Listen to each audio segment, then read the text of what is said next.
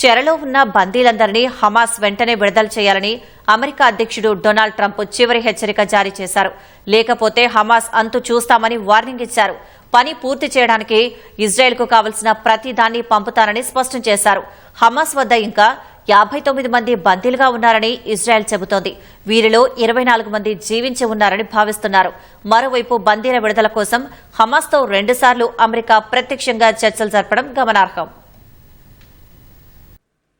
Hamas తమ చెరలోని బందీలందరినీ వెంటనే విడుదల చేయాలని అమెరికా అధ్యక్షుడు ట్రంప్ చివరి హెచ్చరిక జారీ చేశారు. ఆ సంస్థ చెరలో ఉన్న మిగిలిన బందీలను విడుదల చేయకుంటే గాజాను మరింత నాశనం చేస్తానని బెదిరించారు. ఈ మేరకు ఆయన ట్రూత్ సోషల్ వేదికగా ఓ పోస్ట్ చేశారు. హమాస్ హత్య చేసిన బందీల మృతదేహాలను తిరిగి ఇవ్వాలని, లేకుంటే తగిన ఫలితాన్ని అనుభవిస్తారని ట్రంప్ అన్నారు. పని పూర్తి చేయడానికి ఇజ్రాయెల్ కు కావాల్సిన ప్రతి దాన్ని పంపుతానని స్పష్టం చేశారు. తాను చెప్పినట్లు చేయకపోతే హమాస్ కు చెందిన ఒక్క వ్యక్తి కూడా సురక్షితంగా ఉండరని ట్రంప్ తేల్చి చెప్పారు. హమాస్ చెరలో బందీలుగా ఉండి ఇటీవల విడుదలైన వారిని కలిసినట్లు తెలిపిన ట్రంప్ ఇదే హమాస్ కు చివరి హెచ్చరిక అని పేర్కొన్నారు. గాజా ప్రజల కోసం అందమైన భవిష్యత్తు వేచి చూస్తోందని, హమాస్ నేతలు ఆ ప్రాంతాన్ని విడిచిపెట్టాలని ట్రంప్ రాసుకొచ్చారు.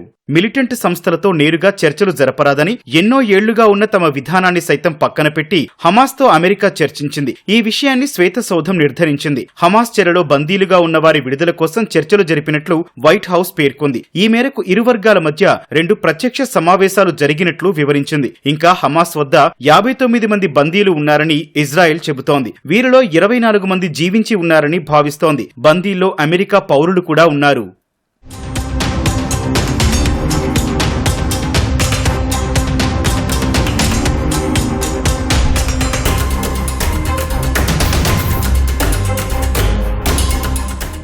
ట్రంప్ ఇప్పటికే అనేకసార్లు హమాస్ కు హెచ్చరికలు చేశారు. బందీలను విడుదల చేయకుంటే అంతు చూస్తానంటూ పలుమార్లు బెదిరించారు. ఈ క్రమంలో ఇటీవల అమెరికా పర్యటనకు వెళ్లిన ఇజ్రాయెల్ ప్రధాని నెతన్యాహుతో గాజాలోని పరిస్థితులపై చర్చించారు. పాలస్తీనియన్లు పశ్చిమాసియాలోని వేరే ఏదైనా ప్రాంతానికి వెళ్లి శాశ్వతంగా స్థిరపడాలని, గాజాను స్వాధీనం చేసుకుని పునర్నిర్మిస్తామని ప్రకటించారు. ఇది అందరినీ ఆశ్చర్యానికి గురిచేసింది. ఈ ప్రతిపాదనలను సౌదీ, జోర్డాన్ సహా మిత్ర దేశాలన్నీ వ్యతిరేకించాయి.